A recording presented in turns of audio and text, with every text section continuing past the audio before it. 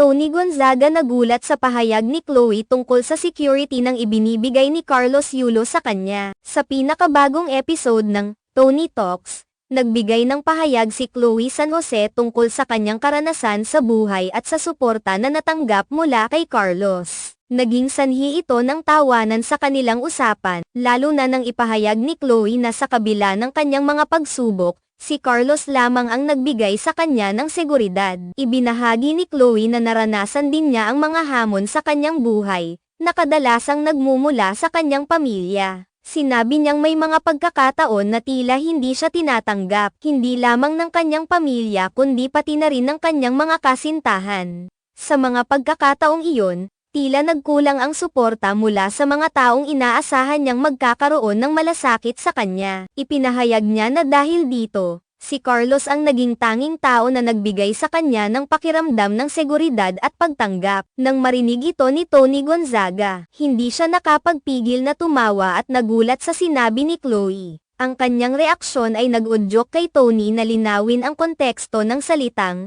security na ginagamit ni Chloe. Naging palagay ni Tony na maaaring ito ay may kinalaman sa pinansyal na suporta, na nagbigay daan sa isang nakakaaliw na pag-uusap sa pagitan nilang dalawa. Ang pag-uusap na ito ay hindi lamang nagbigay liwanag sa karanasan ni Chloe kundi nagbigay diin din sa halaga ng suporta at pagtanggap sa buhay ng isang tao. Sa mundo ng entertainment, madalas na ang mga tao ay nakatuon sa materyal na bagay. Ngunit ang mga ganitong usapan ay nagpapakita na mas mahalaga ang emosyonal na suporta at koneksyon sa ibang tao. Naging inspirasyon ang kwento ni Chloe para sa mga tao na maaaring nahaharap sa katulad na sitwasyon. Ang kanyang mensahe ay nagtuturo na kahit gaano pa man kalalim ang sugat o problema sa pamilya, may mga tao na handang umunawa at magbigay ng tulong. Si Carlos, bilang isang halimbawa, ay naging katuwang ni Chloe sa kanyang paglalakbay patungo sa mas magandang buhay. Sa kabuuan, ang pag-uusap na ito ay hindi lamang tungkol sa relasyon ni Chloe at Carlos kundi pati na rin sa mga hamon na dinaranas ng marami sa atin.